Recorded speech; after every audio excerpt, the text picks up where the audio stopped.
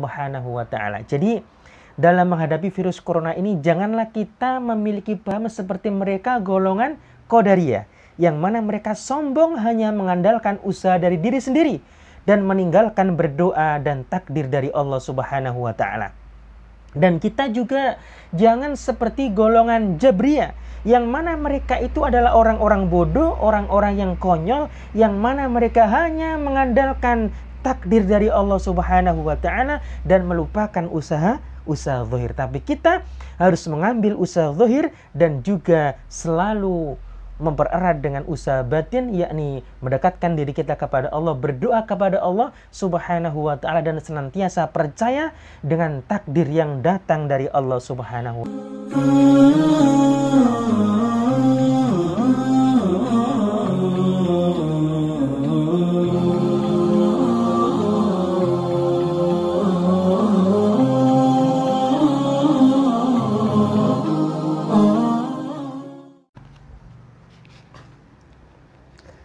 Assalamualaikum warahmatullahi wabarakatuh.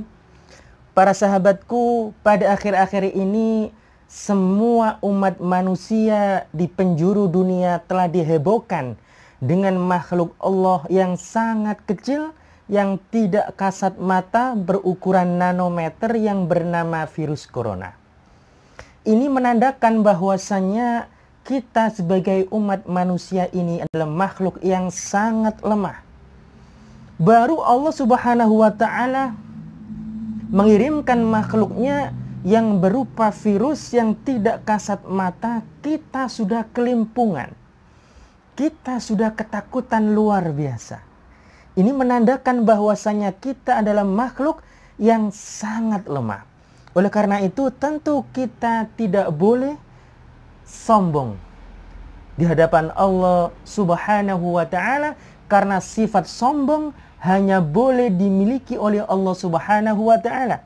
Oleh karenanya Allah punya nama Al-Mutakabbir, yang berarti maha yang menampakkan kesombongan. Itu dibenarkan karena Allah memang berhak untuk sombong, karena Allah adalah Tuhan semesta alam, karena Allah adalah Tuhan yang berkuasa untuk melakukan segala sesuatu yang Dia kehendaki.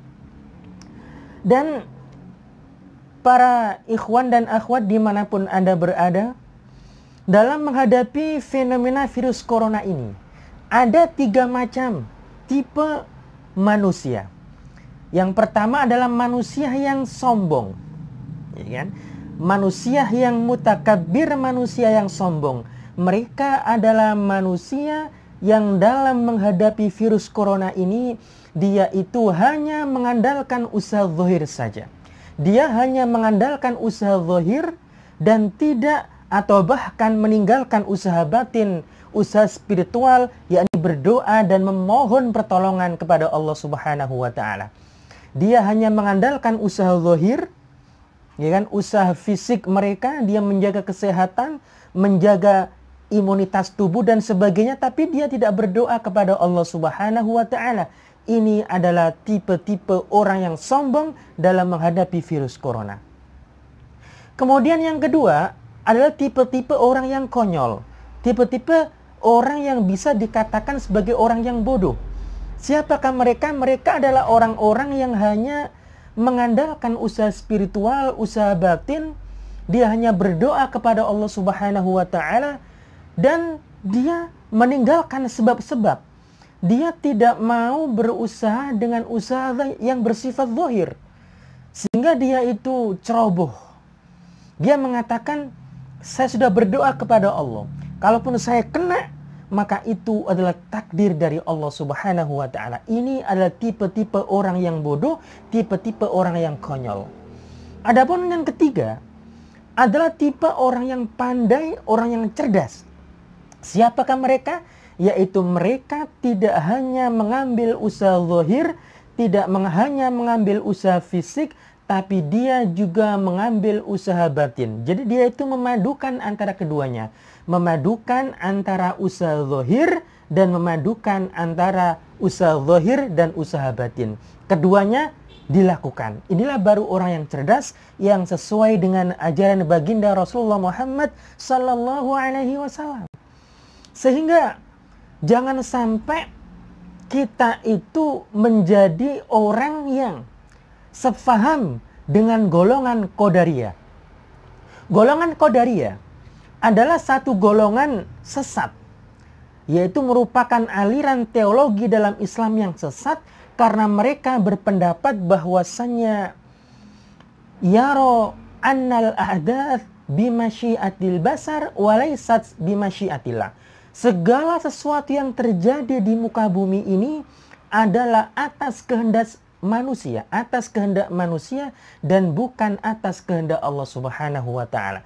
Jadi golongan Qadariyah ini menganggap bahwasanya Allah itu tidak memiliki otoritas kepada diri kita. Allah tidak bisa campur tangan dengan apa yang kita lakukan. Itu adalah golongan Qadariyah. Dan ini tentu sesat. Nah, jadi jangan sampai dalam menghadapi virus corona ini kita memiliki paham seperti golongan Qadariyah, yang mana mereka itu hanya mengandalkan usaha dia sendiri tanpa minta pertolongan kepada Allah Subhanahu wa taala. Ini fatal. Ini namanya kesombongan dan Allah nggak suka dengan itu semua. Dia itu hanya mengandalkan usaha zahir. Dia selalu cuci tangan, ya kan, dengan sabun, ya kan. Dia keluar pakai masker, ya kan. Dan dia meninggalkan berdoa kepada Allah Subhanahu wa taala. Ini namanya orang-orang yang memiliki pemahaman seperti sekte teologi Qadariyah yang sesat. Karena dia hanya mengambil usaha zahir dan meninggalkan usaha batin. Dia hanya mengambil usaha-usaha fisik dan meninggalkan usaha-usaha spiritual. Dan ini tentu dilarang oleh Allah Subhanahu wa taala. Dan jangan sampai, yang nomor 2, jangan sampai dalam menghadapi virus corona ini kita memiliki paham seperti pemahamannya sekte Jabriyah. Sekte Jabriyah adalah merupakan aliran yang mana dia itu memiliki paham, yakni mafhumun yara annan nasa la ikhtiyara lahum wala qudrata lahum ala ayyughayyiru mimma hum fihi syai'a. Jadi sekte Jabriyah sebagaimana dikatakan oleh Abul Hasan Al-Asy'ari dalam kitab beliau Maqalatul Islamiyyin, beliau mengatakan bahwasanya sekte Jabriyah adalah sekte yang memiliki paham yang mana kita semua, yakni umat manusia, tidak memiliki usaha sedikit pun, dan kita tidak bisa merubah sedikit pun dalam diri kita. Jadi sekte Jabriyah ini tidak percaya kalau ikhtiar atau usaha yang datang dari dirinya itu akan berdampak kepada kehidupan mereka. Mereka cuma mengandalkan takdir dari Allah Subhanahu wa taala. Jadi dalam menghadapi virus corona ini jangan sampai kita memiliki paham seperti sekte Jabriyah, yang mana dia itu mengatakan, lah semua itu sudah ditakdirkan oleh Allah Subhanahu wa taala.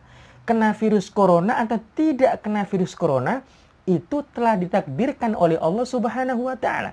Jadi jangan sampai kita dalam menghadapi virus corona ini memiliki paham sebagaimana paham sekte Jabriyah yang sesat. Tapi kita harus memiliki paham yang ketiga, yaitu paham Ahlus Sunnah wal Jamaah, yakni paham di mana kita manusia itu diharuskan untuk berikhtiar, untuk berusaha, dan kita juga tidak melupakan takdir dari Allah Subhanahu wa taala. Jadi sekte Ahlus Sunnah wal Jamaah merupakan golongan yang selamat di muka bumi ini, adalah golongan yang mereka memiliki paham kita harus mengumpulkan antara usaha zahir dan usaha batin. Kita padukan keduanya, baru kita kalau sudah ikhtiar, kita tawakal kepada Allah Subhanahu wa taala. Jadi aliran Ahlus Sunnah wal Jamaah, yakni golongan yang selamat di muka bumi ini, merupakan golongan yang tawassut, yang berada di tengah. Tidak ekstrim ke kanan, juga tidak ekstrim ke kiri, sehingga dia itu berjalan di tengah-tengah. Inilah sekte yang selamat. Ibarat kalau kita sedang menaiki jembatan, yang mana jembatan tersebut terbuat dari bambu dan mau roboh. Kalau kita terlalu ke kanan, kita khawatir untuk jatuh, atau mungkin bisa dipastikan jatuh. Demikian juga ketika kita terlalu ke kiri, kita juga khawatir untuk jatuh. Jadi kita ambil yang tengah-tengah, itulah jalan Ahlus Sunnah wal Jamaah. Dalam menghadapi virus corona ini, golongan Ahlus Sunnah wal Jamaah adalah mereka yang tetap mengandalkan usaha zahir, ya kan? Dia mengikuti saran dari dokter, dari tim kesehatan, dan dia juga berdoa kepada Allah Subhanahu wa ta'ala, tidak melupakan takdir dari Allah Subhanahu wa ta'ala. Jadi dalam menghadapi virus corona ini, janganlah kita memiliki paham seperti mereka golongan Qadariyah, yang mana mereka sombong hanya mengandalkan usaha dari diri sendiri dan meninggalkan berdoa dan takdir dari Allah Subhanahu wa ta'ala.